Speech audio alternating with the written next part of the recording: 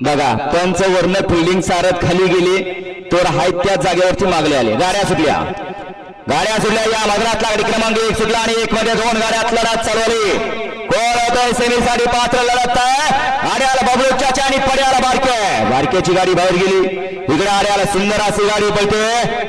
ज्या बैलाने या ठिकाणी बैलगाडी क्षेत्रामध्ये जास्त फॅन्स आणि फॉलोअर्स असणारा हा बैल आहे. नाव त्याचं बकासूर. येऊ द्या चला 2च्या बैलगाडी मालक गाड्या मैदानात येऊ द्या.